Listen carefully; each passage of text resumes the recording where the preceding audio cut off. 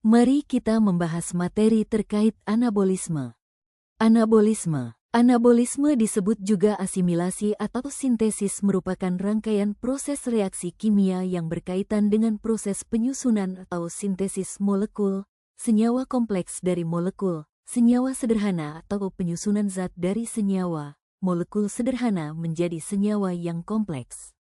Proses tersebut berlangsung di dalam tubuh makhluk hidup. Anabolisme merupakan kebalikan dari katabolisme.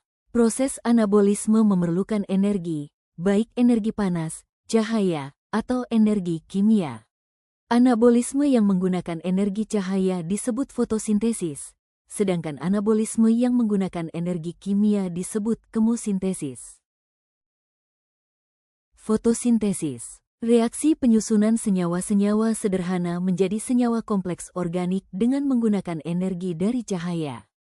Proses fotosintesis yang terjadi di kloroplas berlangsung melalui dua tahap reaksi, yaitu tahap reaksi terang dan tahap reaksi gelap.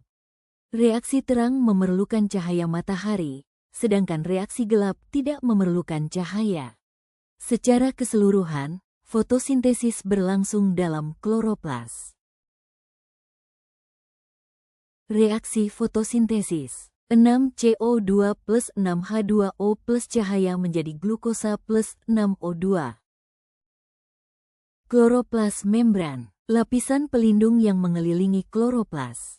Mengontrol apa yang masuk dan keluar dari kloroplas. Tilakoid. Kantung pipih berisi klorofil dan pigmen lainnya. Tempat terjadinya reaksi yang bergantung pada cahaya. Grana. Tumpukan tilakoid yang meningkatkan luas permukaan untuk penyerapan cahaya. Stroma, ruang berisi cairan tempat berlangsungnya siklus Kelvin.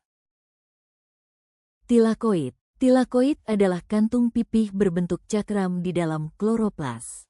Membran tilakoid menampung komponen-komponen kunci untuk menangkap cahaya, klorofil, fotosistem, dan rantai transport elektron. Ruang di dalamnya disebut lumen tilakoid, tempat gradien proton terbentuk untuk mendorong sintesis ATP. Tumpukan tilakoid disebut grana, yang dihubungkan oleh lamela stroma. Fotosistem. Fotosistem adalah kompleks protein pigmen yang tertanam di dalam membran tilakoid, mengandung klorofil dan pigmen aksesori yang menyerap energi cahaya. Energi cahaya mengeksitasi elektron, memulai aliran melalui rantai transport elektron, ETC.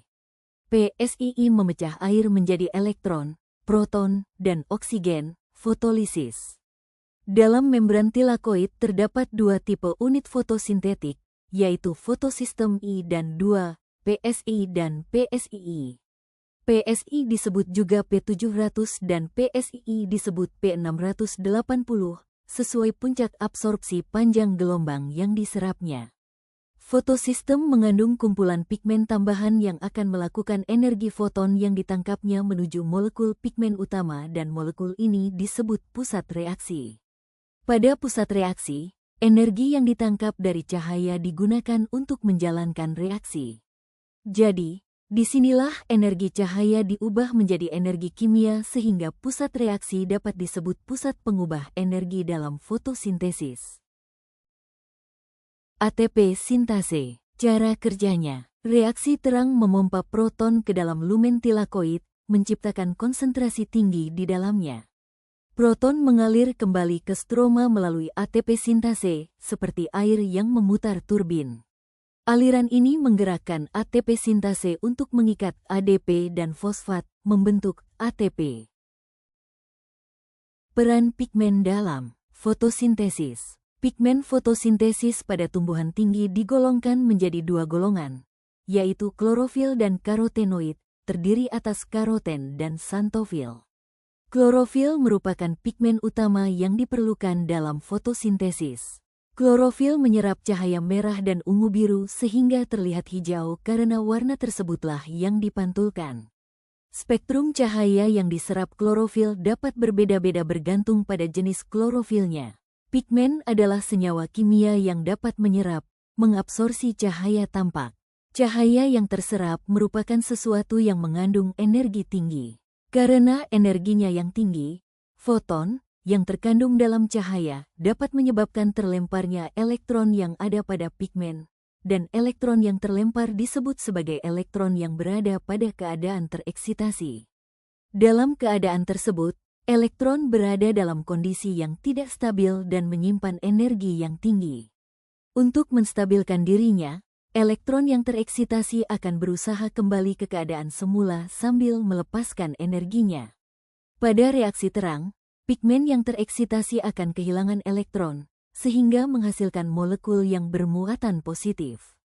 Elektron yang dilepaskan dalam peristiwa tersebut kemudian akan ditangkap oleh molekul lain yang disebut penangkap elektron atau akseptor elektron. Dalam hal ini, klorofil ada dalam bentuk teroksidasi dan akseptor elektron menjadi senyawa yang tereduksi. Dalam hal ini, klorofil dapat juga disebut sebagai donor elektron. Reaksi terang. Lokasi, gerhana kloroplas. Apa yang terjadi? Klorofil menyerap sinar matahari, air dipecah menjadi oksigen, dan molekul kaya energi, ATP dan NADPH, diproduksi. Hasil utama, oksigen, dilepaskan, plus ATP dan NADPH, pembawa energi untuk tahap selanjutnya. Proses reaksi terang. Aktivasi klorofil. Aktivasi klorofil diawali dengan penangkapan foton dari cahaya matahari oleh klorofil. Hal itu akan memicu pelepasan elektron, eksitasi, dari klorofil. Akibatnya, klorofil menjadi tidak stabil. 2. Fotolisis air. Fotolisis air merupakan proses pecahnya molekul air oleh elektron yang berasal dari fotosistem 2. Pemecahan ini menghasilkan terbentuknya ion H+, elektron, dan O2. Untuk O2 selanjutnya akan dilepaskan ke udara. 3. Sistem transport elektron siklik dan non-siklik A. Transport elektron siklik. Fotosistem I menerima cahaya, sehingga elektron di dalamnya mengalami eksitasi. Proses ini dikenal sebagai aktivasi klorofil.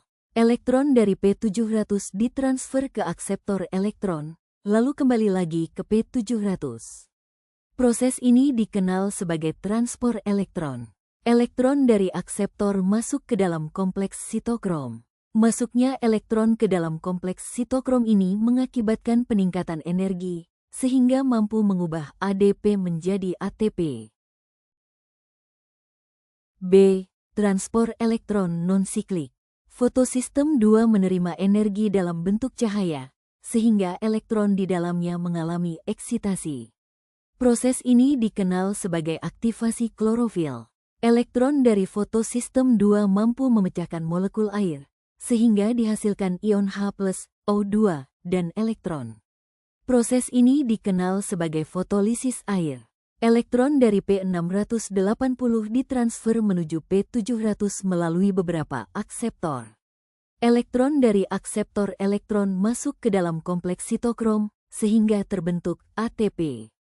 Tidak hanya itu, elektron dari akseptor elektron juga akan diterima oleh NADP. Oleh karena NADP mengikat ion H+ hasil dari fotolisis air, maka NADP berubah menjadi NADPH. Reaksi gelap. Lokasi, stroma kloroplas. Apa yang terjadi? ATP dan NADPH digunakan untuk mengubah karbon dioksida menjadi glukosa.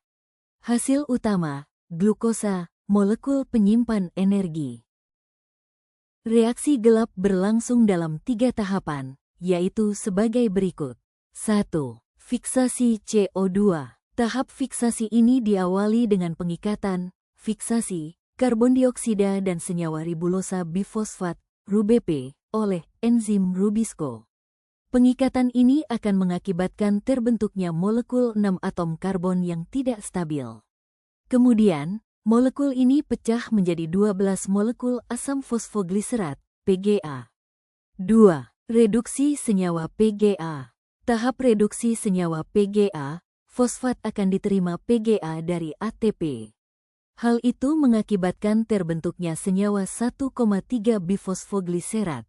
Lalu, Senyawa 1,3 bifosfogliserat akan direduksi oleh NADPH menjadi senyawa fosfoglyceraldehyde3P, PGAL. PGAL yang terbentuk akan digunakan sebagai bahan baku glukosa dan pembentukan RuBP. 3. Generasi RuBP. Senyawa PGAL yang menerima fosfat dari ATP akan diubah kembali menjadi RuBP. Kemosintesis. Kemosintesis merupakan proses penyusunan atau pembentukan zat organik dengan memanfaatkan sumber energi hasil reaksi kimia. Pada kemosintesis, energi diperoleh dari hasil oksidasi senyawa anorganik yang diserap dari lingkungan, misalnya sulfur, hidrogen, besi, amonia, nitrit, hidrogen sulfida. Kemosintesis dapat ditemukan dalam 1. Pembentukan sulfat oleh bakteri sulfur, Thiobacillus bagiatoa. 2. Pembentukan nitrat oleh bakteri nitrat dan bakteri nitrit, Nitrosomonas, Nitrosococcus, Nitrobacter. Bakteri-bakteri tersebut memperoleh energi dari hasil oksidasi senyawa-senyawa tertentu. Misalnya, bakteri besi memperoleh energi kimia dengan cara oksidasi Ee+, ferro, menjadi Fe3+, feri. Bakteri Nitrosomonas dan Nitrosococcus memperoleh energi dengan cara mengoksidasi NH3, tepatnya amonium karbonat menjadi asam nitrit.